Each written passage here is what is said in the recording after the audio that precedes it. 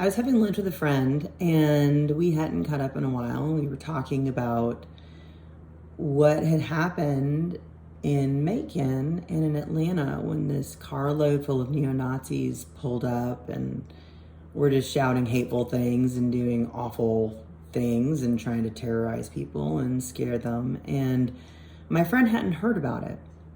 And as we were talking about it, her eyes filled with tears, and she explained that she's really been off of news for a really long time. She tries to protect herself from all this negative chatter. But even though she's kept herself isolated, hearing about people being hateful for no reason,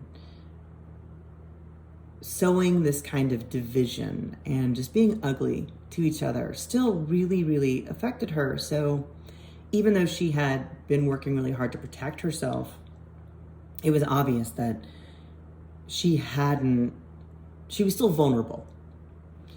And so that got me thinking about how we can protect ourselves from negative chatter, but still develop the muscles we need to withstand and endure and maintain resiliency in the face of those things that we find distasteful. Because just abstaining from it doesn't help. It doesn't help us grow. It doesn't give us any better coping mechanisms. And there were a couple of things that crossed my path while I was thinking about this. One of the things was Jamie Wheel, great book called Recapture the Lightning, I believe it is. And it's a lot of different Recapture the Rapture is what it is. And I recommend that if you're really interested in developing just as a human being. The other thing was a TikTok video with RuPaul, just a little clip talking about how he feels people can show up and have pride and withstand some of the ugliness in the world. And so I wanted to share those two things with you because I think in combination, they could be a lasting formula for withstanding negative chatter, rebounding from ugly incidents, and strengthening yourself.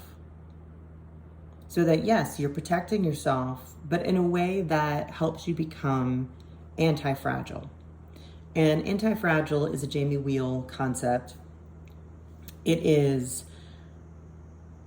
uses it to describe solutions, right? So a lot of times we have solutions, and if the conditions are perfect, it's a great solution. If one of those tent poles collapses, it's no longer fantastic. So how can we create something that we can adapt and we can keep using and that works so that we're not always reinventing the wheel? So when we think about ourselves becoming anti-fragile, I think it really aligns with what I was contemplating, which is how do we show up in the world, acknowledge the fact that there's a lot of things in this world that aren't great, that might even be there, that are harmful on purpose, and show up in a way that we're not damaging ourselves, we're not creating trauma, we're not causing trauma, we're not increasing trauma, we are not inviting harm, we are not harming others, but we are able to, from a place of calm and solidity, be and exist and grow and change and live our lives and do so, hopefully, happily. And so that was the first concept, an anti-fragile solution to all this negative chatter. And what kind of came up was this idea of Tong Glen, which is a Buddhist practice. It's a form of meditation where a lot of times what we'll do is we'll think about what's negative inside of our body or in our heads, and we'll just exhale it, right? We're giving it out to the universe, but then it still is out there. It's waiting for us or someone else. Tong Glen is the opposite. It is saying, instead of exhaling all that's negative and trying to get it out of your body, why don't you inhale all the negativity, all the hatred, all the pain that's in the world, and while it's in your body, alchemize it. Imagine how you dissolve it. And just by being who you are, you're able to transform all of that darkness into light, into love, into hope, into happiness, into joy. And that's what you exhale into the world. And you start with the air around you. You move to what is in your house or in your environment. And then you expand your consciousness to include your community, and then your state, and then your country, and then the world, right? And when you practice Tong Glen, then there's nothing really in the world that can harm you. You've already taught yourself to absorb all the negativity and to exude this positivity, right? You've become anti-fragile. So that's the first thing that I recommend that you practice. The second thing is a corollary to that, and that's what Paul was talking about. He was talking about, how do you get through your day with all this ugliness, all these people who are out to get you or legislate horrible things about you or spread rumors or do whatever it is, right?